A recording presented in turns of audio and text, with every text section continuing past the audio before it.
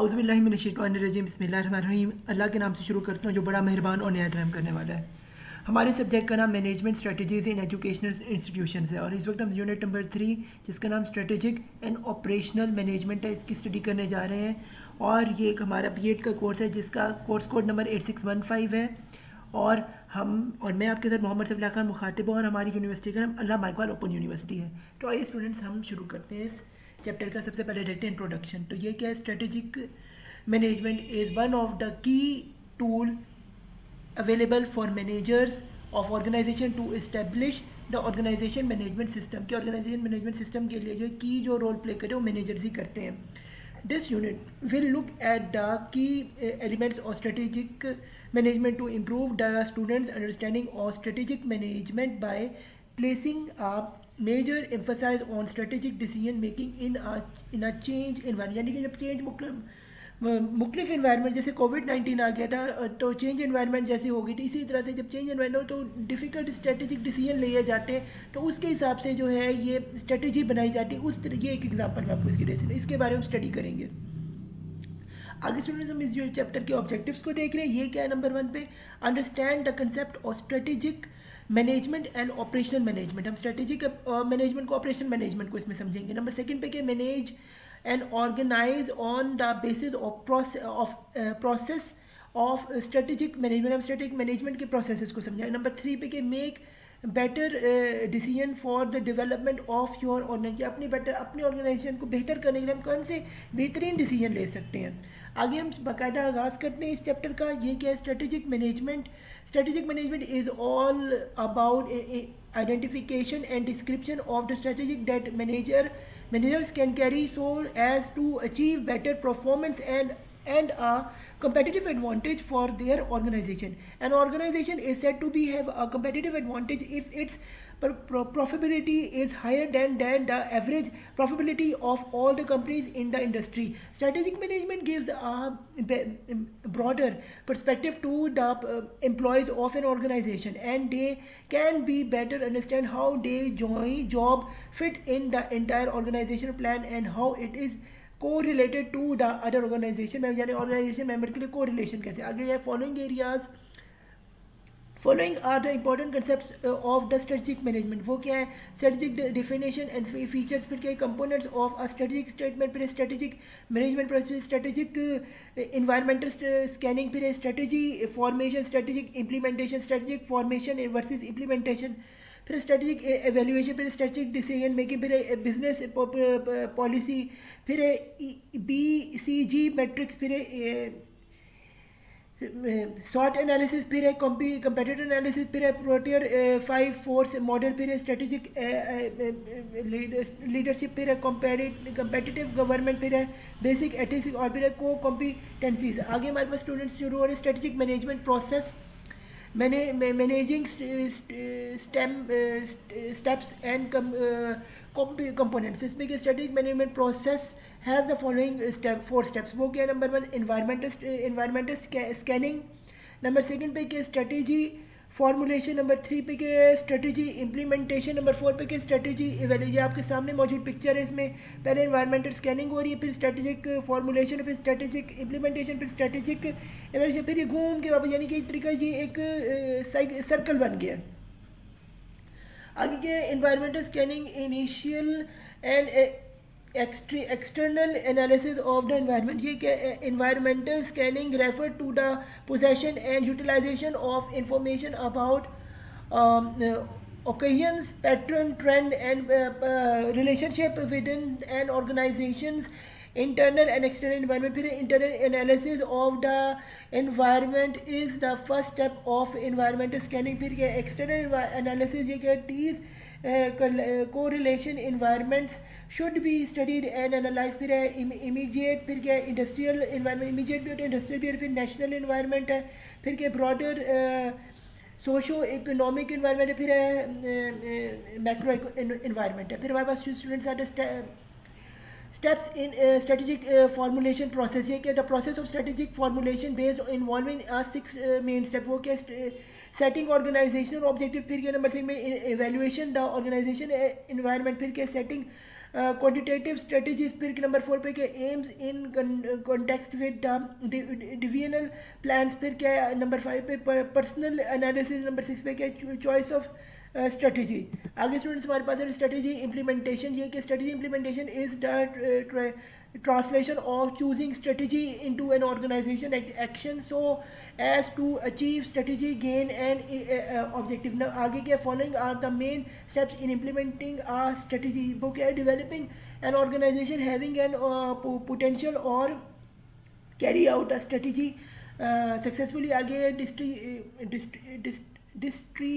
distriment of absent resources or strategy essential activities। फिर हमारे पास creating strategy in enormously policies, फिर है जी encouraging strategies के encouraging policies, फिर है employing best policies and progressive for constant improvement, फिर है linking reward structure to accomplish of results, फिर है making use of strategic leadership. आगे हमारे पास स्टूडेंट्स के strategic formulation versus strategic implementation. आपके सामने लेफ्ट साइड पे आ रहा है स्ट्रेटेजिक फॉर्मुलेशन, राइट साइड पे स्ट्रेटेजिक इंप्लीमेंटेशन। तो हम पहले स्ट्रेटेजिक फॉर्मेशन को देखेंगे कि strategic formation include planning and decision making involve in developing organising strategic to goals and plan, फिर है in short strategic formulation in planning the focus before the action, फिर strategic formulation is an entrepreneur activity based on the strategic decision making, फिर strategic formulation emphasize on effectiveness, फिर strategic formulation is rational process, फिर strategic formulation requires coordination among few individuals, फिर strategic formulation requires a great deal of initiative and logical skills, फिर strategic formulation process proceed strategic implementation. आगे students हमारे पास है strategic implementation. अब हम इसे स्टडी करें, इसमें क्या है strategic implementation involves all those mean related to executing the strategic plan, फिर in short strategic implementation is meaning managing focus force during the action, फिर की strategic implementation is main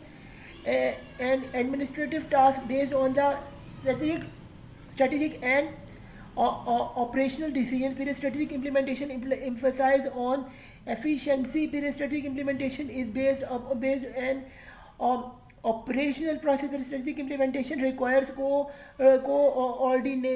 coordination among the many individuals, फिर strategic implementation requires a strategic motivation and is leadership trials, फिर हमारे trials है, फिर हमारे strategic implementation follows strategic formulation. आगे हमारे पास स्टूडेंट्स आ रहा है ये है जी strategic evaluation process and in significance.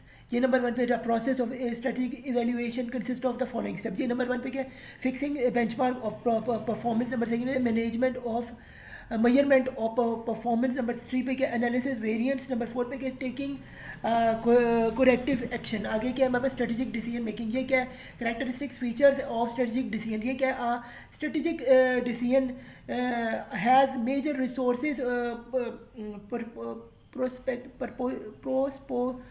proposition for an organization. The decision may be considered with possessing new resources organization other and or reallocation others। फिर number B पे strategic decisions deals with horizontal organizational resources capability with the threat and opportunity। पे number C पे strategic decisions deals with the range of organizational activities। It is all about what they want to organize to be like and to be able। आगे number D पे strategic decisions include a charts of major kinds since an organization operates in an even changing environment। फिर है जी number E strategic decisions are complex in nature। complex in nature होते हैं BFS strategic decisions are at the top most level and are uncertain as they deal with the future and involve a lot of risk।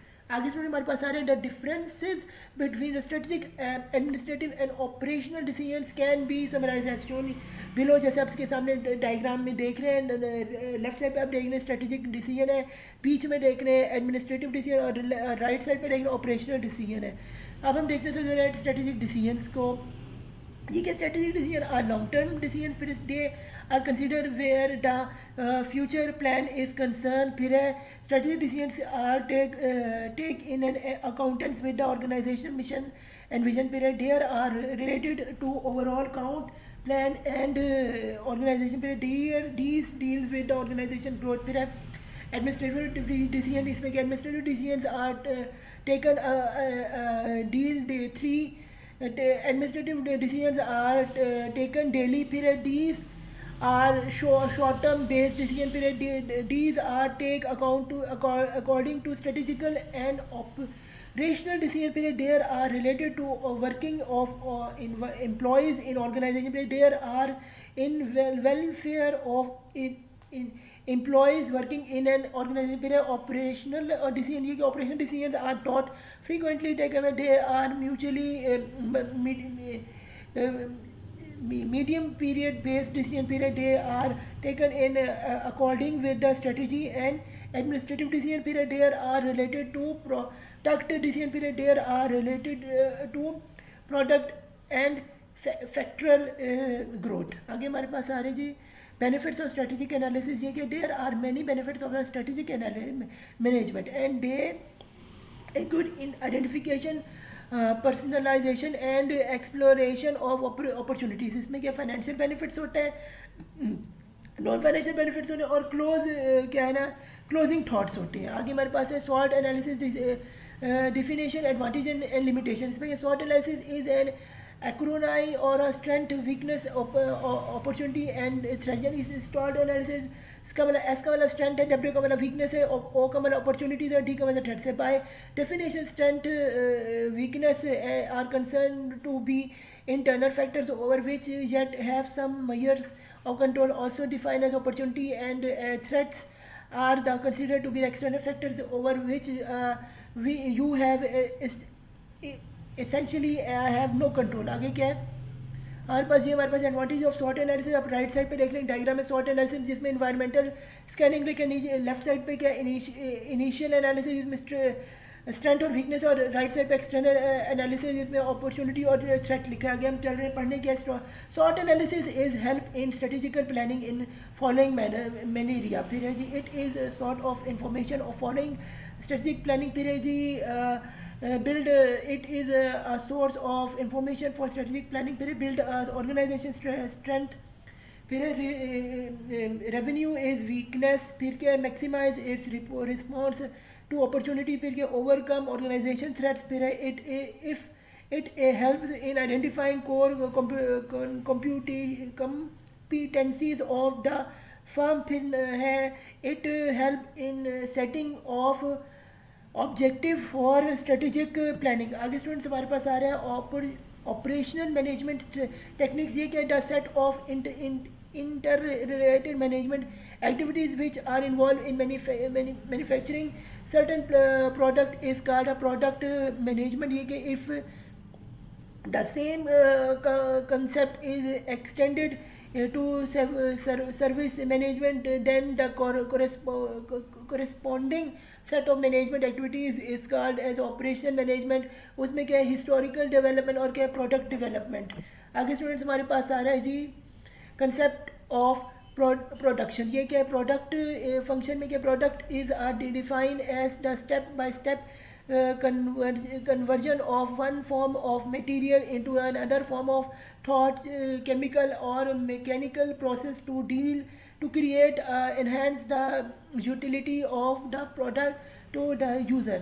Thus product is a value addition process. At each stage of processing there will be a value addition. आगे क्या है हमारे पास student, ये है product system. ये क्या the product system is the part of an organisation which processes products of an organization. It is that activity where by resources flowing within a defined system are combined and transformed in a controlled manner to add a value in accordance with the policies communicated bye management. फिर इसमें क्या है diagram आप नीचे देख रहे हैं. ये क्या है simplest production system in shown below.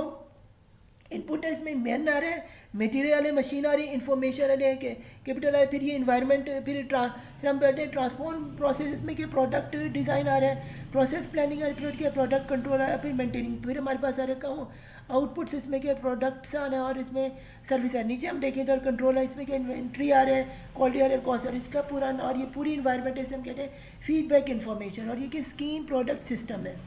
आगे स्टूडेंट्स हम चलते हैं। The production system has the following categories characteristics. कौन सी कैरेक्टरिस्टिक्स हैं? पहले हम देखें product is an organise activity, so every product system has an objective. फिर है the system transform the various input to a useful output. फिर है it does not operate in isolation from the other organisation system, यानी कि isolation का मतलब अकेले, अलहदगी। There existence of feedback able the activities which is essential to control and improve system performance। आगे students हम चलते हैं, हमारे पास आ रहे classification of the product system.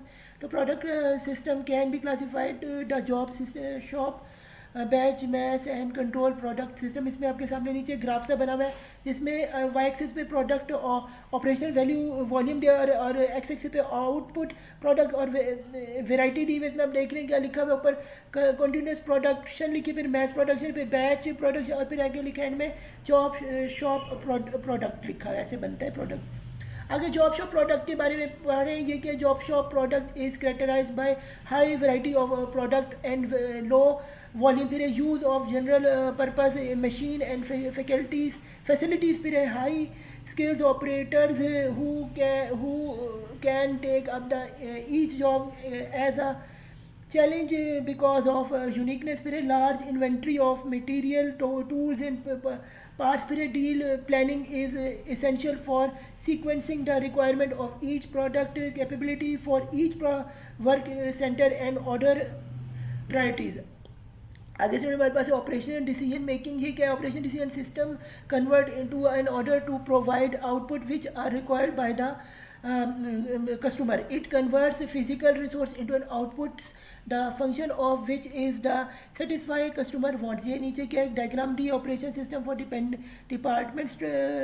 Department store की। इसमें पहले इनपुट है land, labour, building, information, capital. फिर उसके बाद रैंडम फ्लोटेशन में इसमें क्या है लेट डिलीवरी, फिर है लेट डिलीवरी, इसमें पे ट्रांसफॉर्मेशन प्रोसेस है। फिर आउटपुट में आ रहे सर्विस्ड कस्टमर विद डिज़ायर माइक्रोनिडिक्स। फिर है फीडबैक पे के इन्वेंट्री लेवल, फिर के लेबर इफेक्टिव एफिशिएंसी, फिर के सेल वॉल्यूम। आगे हम चलते हैं स्टूडेंट्स, क्या आ रहे हैं हमारे पास फ्रेमवर्क ऑफ मैनेजमेंट ऑपरेशंस। ये आपके सामने एक डायग्राम है, इसमें देख रहे हैं general model of management operation हम देखेंगे कि प्लानिंग कन्वर्ट सिस्टम, ये कि ऑपरेशनल स्ट्रक्चर, फिर क्या है फोरकास्टिंग, फिर क्या प्रोडक्ट एंड प्रोसेस चूज, फिर क्या है फैसिलिटी लोकल प्लान, फिर क्या ले प्लान, फिर क्या स्केजुअल कन्वर्जन सिस्टम, ये क्या scheduling system and agreement planning, फिर क्या ऑपरेशनल स्केजुअल। इसके बाद कन्वर्टिंग प्रोसेस में आ रहे हैं ऑर्गेनाइजिंग फॉर कन्वर्जन, फिर ये जॉब डिज़ाइन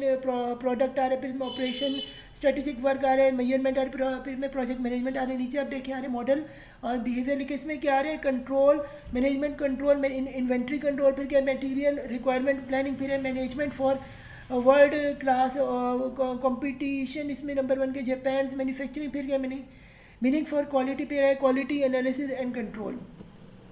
आगे से हमारे पास सारे ऑपरेशनल मैनेजमेंट, इसमें क्या है जॉन एफ जे मॉन्स ने डिफाइन किया ऑपरेशनल मैनेजमेंट को as the process whereby resources, फिर क्या flowing within a defined system and combined and transform by a control manner, फिर क्या है to add value in accordance with policies में